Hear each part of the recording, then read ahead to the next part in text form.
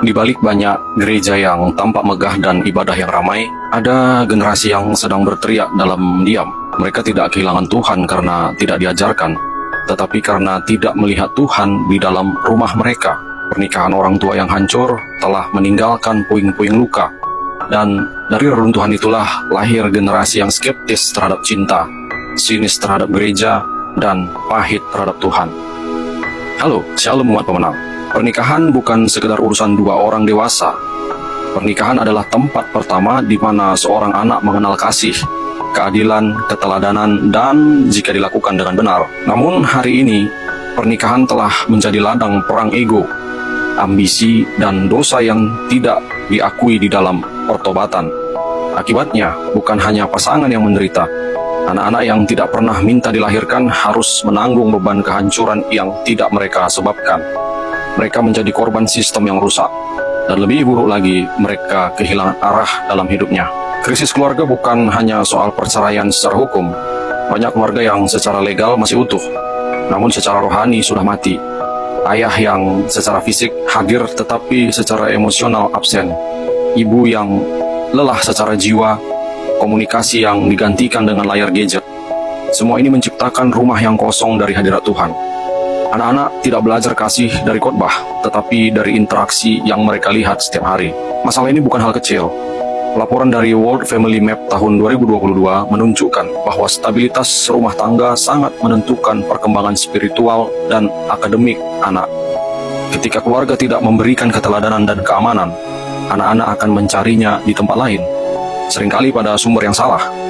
Rumah menjadi tempat lahirnya luka, bukan tempat lahirnya pemulihan. Alkitab kita tidak pernah melihat pernikahan sebagai relasi emosional belaka.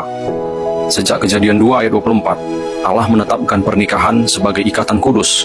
Seorang laki-laki akan meninggalkan ayah dan ibunya dan bersatu dengan istrinya, sehingga keduanya menjadi satu daging. Pernikahan adalah gambar hubungan antara Kristus dan jemaat. Dalam Efesus 5 ayat 25-32 dikatakan bahwa pernikahan adalah sebuah perjanjian, bukan kontrak. Perjanjian suci ini melibatkan kesetiaan yang tidak tergantung pada kondisi. Kristus tidak mencintai gereja karena gereja layak dicintai, tetapi karena kasihnya sempurna. Begitupun seharusnya suami kepada istri, dan istri kepada suami. Ketika suami istri menjadikan pernikahan sebagai tempat pertumbuhan rohani, anak-anak melihat surga di dalam rumah mereka. Alkitab kita dalam Maliaki 2 ayat 14-16 sangat keras menegur orang Israel karena mengkhianati perjanjian dengan istri masa mudanya. Tuhan bahkan menyatakan bahwa Ia membenci perceraian. Ini bukan sekedar larangan moral, tetapi perlindungan ilahi atas institusi keluarga. Ketika pernikahan diabaikan, generasi masa depan dikorbankan. Ilmu psikologi keluarga modern mendukung hal ini. Penelitian dari Journal of Family Psychology oleh Amato dan Kate tahun 1991 menunjukkan bahwa anak-anak dari keluarga yang bercerai memiliki risiko lebih tinggi mengalami depresi, kecemasan, kegagalan akademis, dan relasi yang rusak di masa depan. Artinya, kehancuran pernikahan bukan hanya masalah spiritual, tetapi juga sosial dan psikologis. Selain itu, studi dalam American Sociological Review tahun 2018 menyimpulkan bahwa kehadiran figur ayah yang stabil dalam keluarga meningkatkan peluang anak untuk memiliki kepercayaan diri, empati, dan kemampuan mengambil keputusan yang bijak di masa dewasa mereka. Keluarga yang kudus bukan hanya menciptakan ketenangan di rumah, tetapi membentuk fondasi masyarakat yang sehat. Sayangnya, gereja hari ini lebih sibuk dengan seminar, pasangan, dan konseling pranikah ringan. Tapi lalai dalam membentuk karakter Kristus dalam kehidupan pribadi. Persiapan menikah bukan sekedar mencari pasangan seiman, tetapi membangun hidup dalam ketaatan akan firman. Seorang pria harus belajar menjadi pemimpin rohani, bukan hanya sekedar pencari nafkah. Begitu juga dengan seorang wanita harus belajar menjadi penolong yang kuat, bukan korban daripada cinta buta. Kesadaran inilah seharusnya ditanamkan sejak masa lajang. Banyak pasangan memulai pernikahan dengan luka masa lalu yang tidak pernah dibereskan, ketergantungan emosional, atau bayangan romantisme tanpa realita. Alkitab tidak menyembunyikan tantangan pernikahan, tetapi juga memberikan kuasa untuk menghadapinya jika Kristus menjadi pusatnya. Mazmur 127 ayat 1 berkata, "Jikalau bukan Tuhan yang membangun rumah, sia-sialah usaha orang yang membangunnya."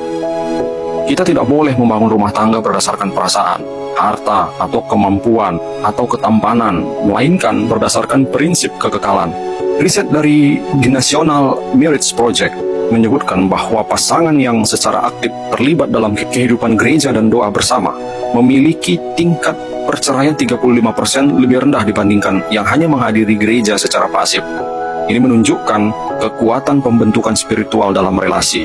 Tidak cukup hanya menyukai seseorang, harus ada kehendak untuk bertumbuh, belajar saling mengampuni, dan menanggung beban satu sama lain. Perjalanan menuju pernikahan seharusnya bukan jalan pintas menuju kenikmatan, tetapi jalan sempit menuju keserupaan dengan Kristus. Ketika pernikahan hancur, anak-anak kehilangan peta identitas dalam dirinya. Ayah yang tidak hadir, ibu yang frustasi, dan rumah yang penuh konflik membentuk narasi internal bahwa dunia ini tidak aman, bahwa kasih itu menyakitkan, dan bahwa Tuhan itu abstrak. Anak-anak mereka tumbuh menjadi remaja dan dewasa muda yang sulit mempercayai otoritas, termasuk Tuhan. Mereka memiliki luka batin yang dalam dan tidak terobati. Mereka mencari identitas dalam komunitas yang rusak, misalnya dalam geng, dalam pergaulan bebas, bahkan radikalisme spiritual palsu. Fenomena ini juga terlihat dalam pertumbuhan generasi yang anti-komitmen dan menolak pernikahan. Mereka melihat pernikahan sebagai jebakan, bukan berkat. Mereka membenci institusi keluarga karena mereka tidak pernah merasakan keamanan dalam keluarga mereka sendiri. Seorang psikolog Kristen, Dr. Henry Cole, menyebut bahwa luka emosional dari rumah yang rusak akan menjadi benteng mental atau mental strongholds yang mempersulit seseorang untuk mempercayai kasih Tuhan yang sejati. Inilah sebabnya mereka mudah jatuh ke ajaran sesat yang menjanjikan kasih tanpa komitmen atau berkat tanpa pertobatan. Data dari Barna Group juga menunjukkan bahwa generasi Z adalah generasi yang paling skeptis terhadap agama. Dan salah satu faktor utamanya adalah pengalaman negatif di rumah tangga Kristen.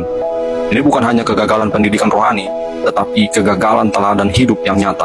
Tetapi kabar baiknya adalah Tuhan tidak menyerah atas generasi ini. Yesaya 61 ayat 1-3 menyatakan bahwa Mesias datang untuk menyembuhkan hati yang patah dan memberikan mahkota ganti abu. Pesan untuk anak-anak muda hari ini, bagi kamu anak-anak yang terluka oleh karena perceraian orang tua kamu harus datang kepada Kristus, bukan lari darinya.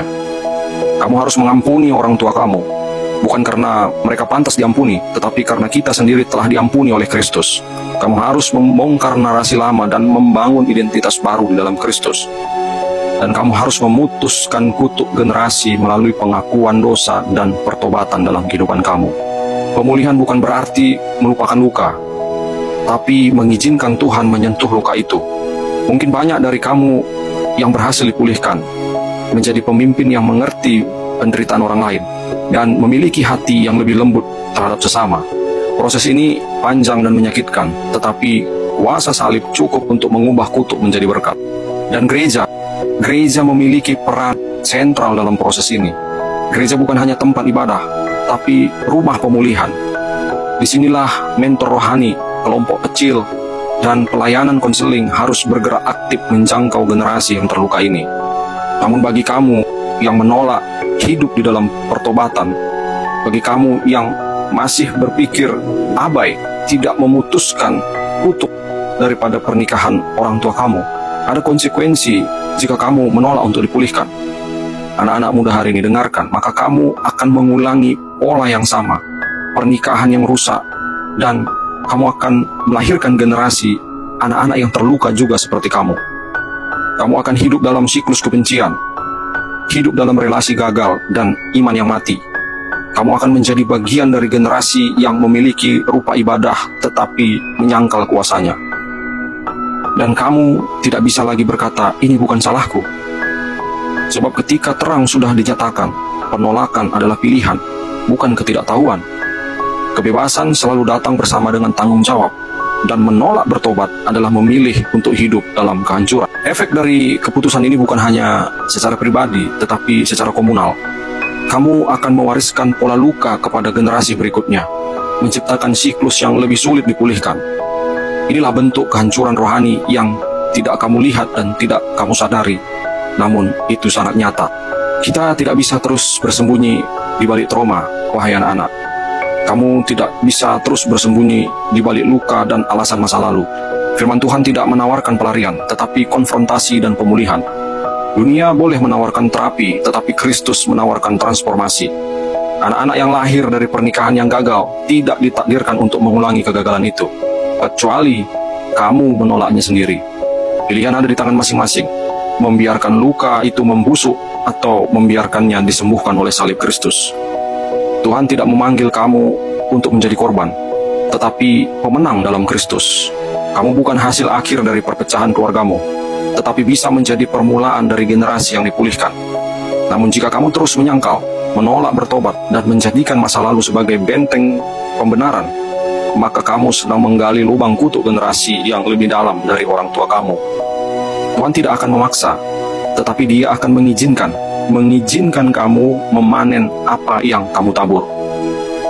Wahai anak-anak muda yang bersikeras memelihara kepahitan, menyalahkan semua orang kecuali diri sendiri, menolak masuk dalam proses pemulihan rohani, kamu sedang mempermainkan kekudusan Tuhan.